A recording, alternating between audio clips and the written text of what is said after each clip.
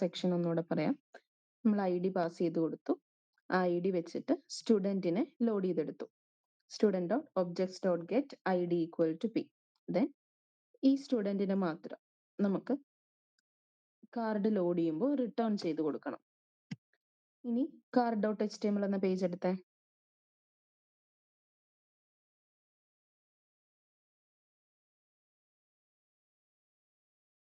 HTML extension കൊടുത്ത്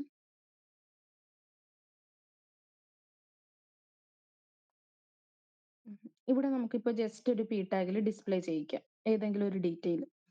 പിന്നീട് നിങ്ങളത് സ്റ്റൈൽ ചെയ്ത് കംപ്ലീറ്റ് ചെയ്യാം. ദെൻ ആ p ടാഗിനുള്ളിൽ നെയിം എന്ന് കൊടുക്കുക. നെയിം ജസ്റ്റ് കോളം കൊടുത്തോളൂ. സ്പേസ് ഇട്ടിട്ട് ഡബിൾ കേർലി ബ്രേസ് ഓപ്പൺ ചെയ്തേ. അതിനുശേഷം ആ ഒരു സ്റ്റുഡന്റ് നെയിം നമുക്ക് ഡിസ്പ്ലേ ചെയ്യിക്കാം.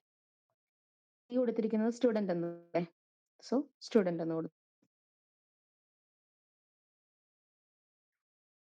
ഓക്കെ, കോളം നെയിം എന്താണ്? സ്റ്റുഡന്റ് നെയിം എന്നാണോ നെയിം എന്നാണോ കൊടുത്തിരിക്കുന്നത്?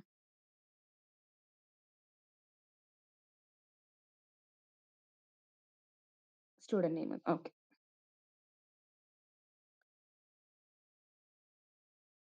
കോളൻ അല്ല ഡോട്ട് കൊടുക്കുക. യെസ്. ഇനി ഔട്ട്പുട്ട് റീഫ്രഷ് ചെയ്യാം.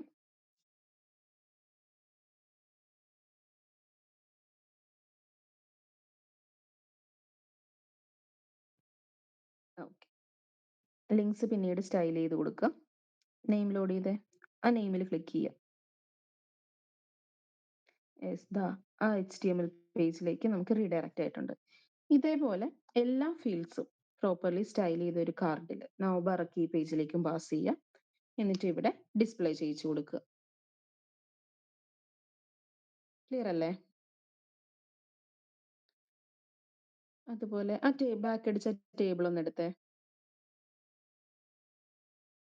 ഈ ടേബിളിൽ നമുക്ക് name, address, phone number, age അല്ല സോറി ഇമെയിൽ, ഈ ബേസിക് ഫീൽഡ്സ് മാത്രം മതി. പിന്നെ edit delete buttons. Name, address, phone number, email മാത്രം. ബാക്കി എല്ലാ ഡീറ്റെയിൽസും ആ കാർഡിലേക്ക് ഡിസ്പ്ലേ ചെയ്യിക്കാം.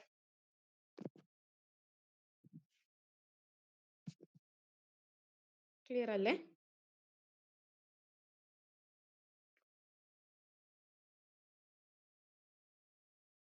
ഓക്കെ.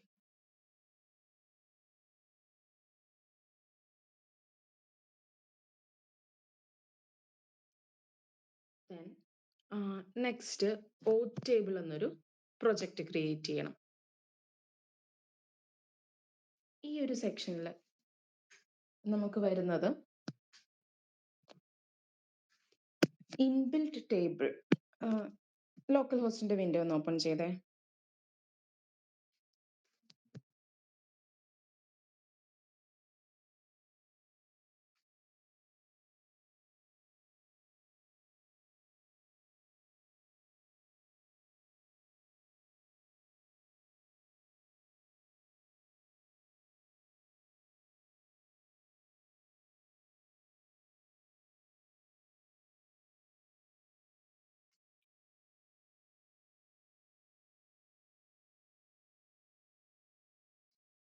നമ്മളിപ്പോ മൈഗ്രേഷൻസ് അപ്ലൈ ചെയ്ത് കഴിയുമ്പോൾ ബിൽറ്റ് ഇൻ ടേബിൾസ് വരില്ലേ, അതിൽ ഓത്ത് യൂസർ എന്നൊരു ടേബിൾ ഉണ്ട്.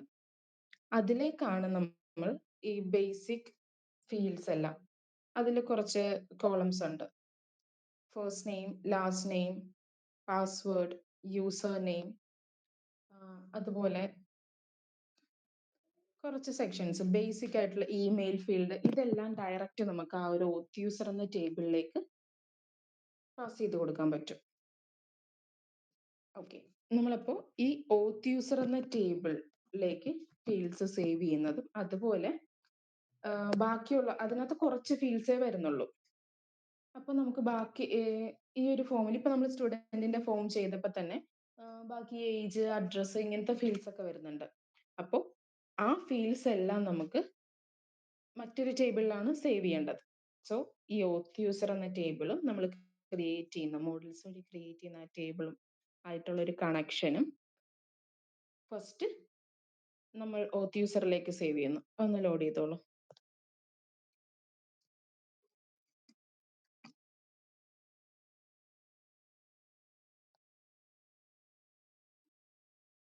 ഓത്ത് യൂസർ ഓപ്പൺ ചെയ്യാം.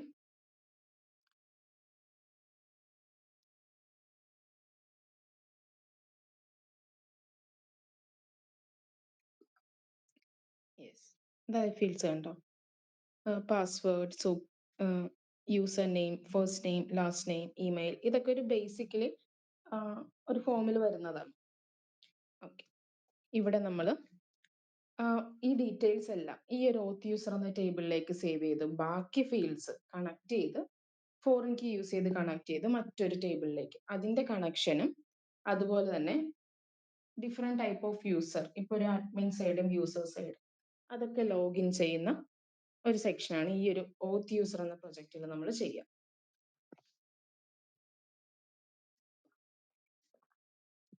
ഓക്കെ, അപ്പൊ പ്രൊജക്ട് ക്രിയേറ്റ് ചെയ്യുമ്പോൾ എല്ലാ സെക്ഷൻസും കൊടുത്തിടുക. അതുപോലെ ഡാറ്റാബേസ് കണക്ഷൻസും എല്ലാം എസ്റ്റാബ്ലിഷ് ചെയ്ത് വെക്കുക.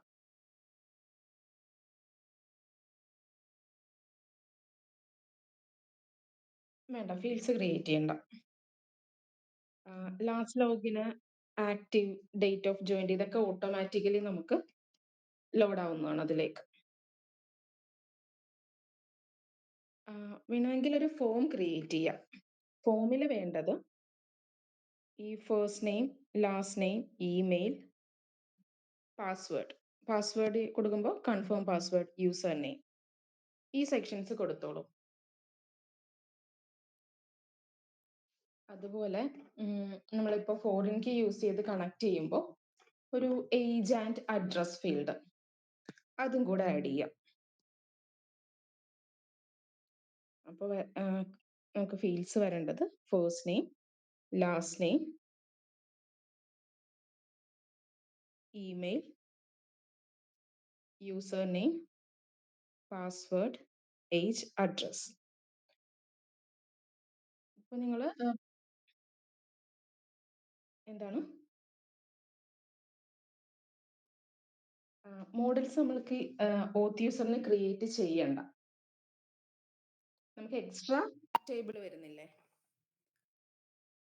അഡ്രസ്, ഏജ്, ആ ഒരു സെക്ഷൻസിന് വേണ്ടിയിട്ട് മാത്രമാണ് നമ്മൾ ക്രിയേറ്റ് ചെയ്യുക. നെക്സ്റ്റ് ഡേ ക്ലാസ്സിൽ തന്നെ ചെയ്യാം നമുക്ക് ഫോമും. ഓക്കെ, കൺഫ്യൂഷൻ ആക്കണ്ട. അപ്പോൾ ഈ ഒരു സ്റ്റുഡന്റിന്റെ പ്രൊജക്ട് പ്രോപ്പർലി കംപ്ലീറ്റ് ചെയ്ത് എല്ലാവരും ഷെയർ ചെയ്തിടുക.